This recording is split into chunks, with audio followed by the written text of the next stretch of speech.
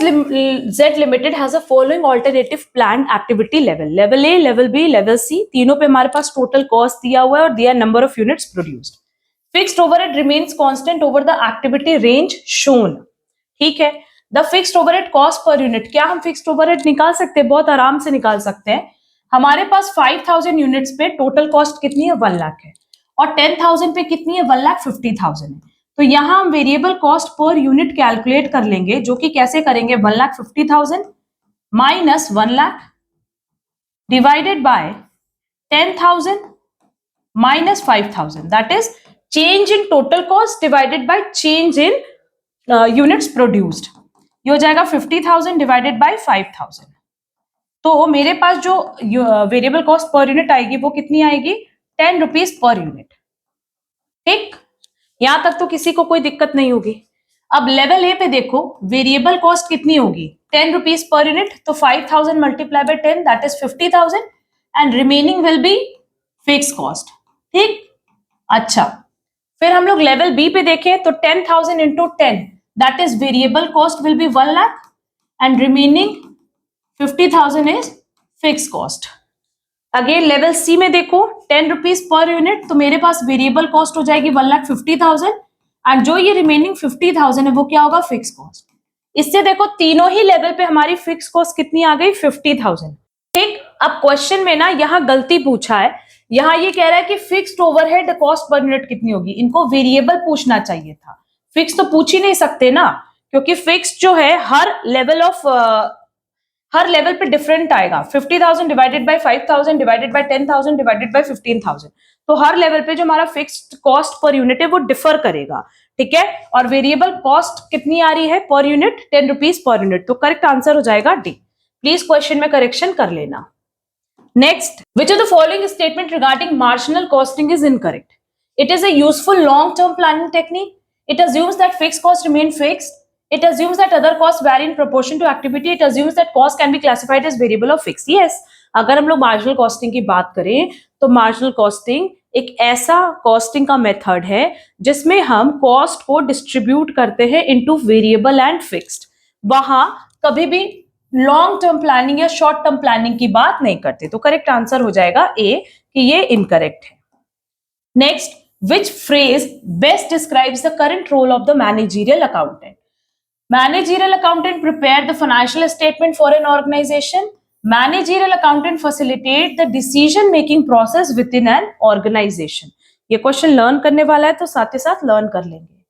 Next, LG has incurred cost of rupees 60,000 for material. Further, it incurred 35,000 for labor and 70,000 for factory overhead. There was no beginning and ending work in progress. 7,500 units were completed and transferred out. What would be the unit cost for material? अब यहां देखो क्या कह रहा है कि जो हमारी मटेरियल की कॉस्ट है वो बेटा 60,000 है, जो लेबर कॉस्ट है वो 35,000 है, फैक्ट्री ओवरहेड 70,000 है, ओपनिंग और क्लोजिंग कुछ है ही नहीं, और 7,500 यूनिट्स हमने ट्रांसफर किया. तो इसकी 7,500 यूनिट्स की जो प्राइस है वो कितनी हो जाएगी? टोटल कर लो इसको, 1,65,000. तो यहां पे बराबर करने के लिए भी तो ये आएगा 1,65,000. बोथ साइड क्या होगा? इक्वल होगा. 1,65,000 डिवाइडेड बाय 7,500, देख लो ये आएगा 20 रुपीज पर यूनिट, जो कि हमारे पास 22 ऑप्शन ए में दिया. करेक्ट आंसर हो जाएगा ए. नेक्स्ट, अब देखो ये जो 22 रुपीज आया, ये तो आया क्या कि अगर हमें दूसरे प्रोसेस में ट्रांसफर करना है तो हमारे एक यूनिट की कॉस्ट कितनी आई? 22 रुपए. बट क्वेश्चन में यूनिट कॉस्ट फॉर मटेरियल पूछ रहा था, तो मटेरियल की प्राइस कितनी है? 60,000 डिवाइडेड बाय 7,500 कर दो, डायरेक्टली हमारे पास कॉस्ट आ गई 8 रुपीज पर यूनिट. ठीक है, तो करेक्ट आंसर हो जाएगा डी. नेक्स्ट, मैन्युफैक्चरिंग कॉस्ट में क्या आएगा? Direct material, direct labour, manufacturing overhead, production and shipping cost, production and marketing cost, direct material, direct labour, marketing, administrative cost.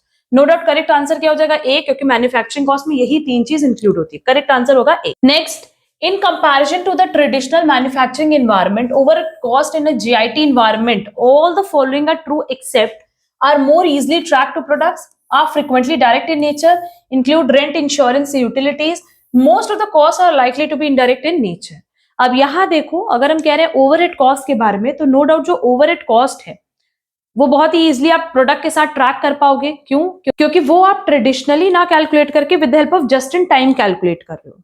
Direct in nature होगा, rent, insurance, utilities भी include करेगा, but most of the cost are likely to be indirect in nature. ऐसा नहीं है। जब भी हम बात कर रहे हैं ओवरहेड कॉस्ट की, तो इसमें पहले 3 पॉइंट्स जो हैं बिल्कुल सही है, बट लास्ट देखो, लास्ट में कह रहे हैं most of the cost are likely to be indirect in nature. वो इनडायरेक्ट होगा ऐसा नहीं है, कुछ डायरेक्ट भी हो सकता है और कुछ इनडायरेक्ट भी। तो करेक्ट आंसर हो जाएगा D. Next, as production increases within the relevant range, variable cost will vary on a per unit basis.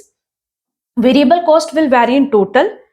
Fixed cost will vary in total. Fixed and variable cost stay the same in total. अगर production बढ़ेगा तो variable cost per unit नहीं बढ़ता है, variable cost total में बढ़ता है, per unit same रहता है। तो करेक्ट आंसर हो जाएगा B. Next, you are given the cost and volume information below.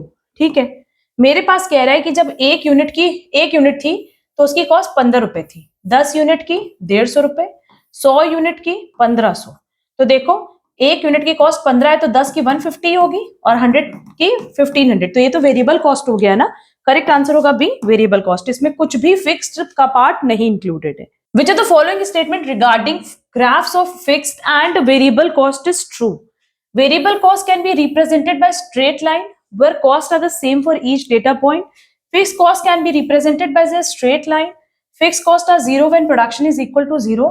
Variable costs are 0 when production is equal to 0. होता यही है कि अगर हम बात कर रहे हैं वेरिएबल कॉस्ट की तो वो ऐसे बनता है, प्रोडक्शन 0 तो वेरिएबल कॉस्ट भी 0। जैसे जैसे प्रोडक्शन बढ़ेगा वेरिएबल कॉस्ट भी बढ़ेगा। और फिक्स कॉस्ट इस तरीके से बनता है, पैरेलल टू एक्स एक्सिस। ठीक है, तो करेक्ट आंसर हो जाएगा डी। नेक्स्ट, क्वेश्चन नंबर 320 जो है ये हम अपने शॉर्ट वीडियोस में अपलोड कर देंगे, क्योंकि इस पे बहुत सारे कॉन्सेप्ट्स का भी डिस्कशन करना है और थोड़ा सा लेंथी क्वेश्चन है, तो इस पे हम शॉर्ट वीडियो अपलोड करेंगे, वहां से ये क्वेश्चन आप लोग जरूर से कवर कर लेना। नेक्स्ट, कोड नोवेल्टीज मैन्युफैक्चर्स की change for college book stores. During 2012 the company had the following cost. Material दिया हुआ है, लेबर दिया है, फैक्ट्री रेंट दिया है, इक्विपमेंट डेप्रिसिएशन फैक्ट्री का दिया है, इक्विपमेंट डेप्रिसिएशन ऑफिस का दिया है, मार्केटिंग एक्सपेंस, एडमिनिस्ट्रेटिव एक्सपेंस दिया है। 35,000 units produced were in 2003। What is the product cost per unit? कुछ नहीं करेंगे, सिंपली हम क्या करेंगे, सारे खर्चे को ऐड कर देते हैं और डिवाइड कर देते हैं 35,000 से। अब यहाँ देखो, product cost per unit calculate कर रहा है, तो लास्ट क्लास में भी हमने बताया था कि जो हम पर यूनिट का कैलकुलेशन करते हैं वो कैसे करते हैं, कॉस्ट ऑफ गुड्स मैन्युफैक्चर्ड जो आता है टोटल, उसी के बेसिस पे हम product cost per unit calculate करते हैं। तो यहाँ direct material use, direct labour, factory का रेंट, फैक्ट्री का डेप्रिसिएशन ले लेंगे। ठीक है, यहां तक तुम्हारा कॉस्ट ऑफ गुड्स मैन्युफैक्चर्ड आएगा। और ऑफिस का खर्चा, मार्केटिंग का और एडमिनिस्ट्रेटिव का, ये बेसिकली सेल्स का पार्ट है, तो ये बाद में जाता है कॉस्ट ऑफ गुड्स मैन्युफैक्चर्ड के। तो यहां तक आप टोटल कर लो, ये आएगा 63,000। और इसको अगर हम 35,000 से डिवाइड कर दे तो मेरे पास प्रोडक्ट कॉस्ट पर यूनिट आ जाएगी, जो कि आएगी अप्रॉक्स 1.80। ऑप्शन बी करेक्ट होगा। नेक्स्ट,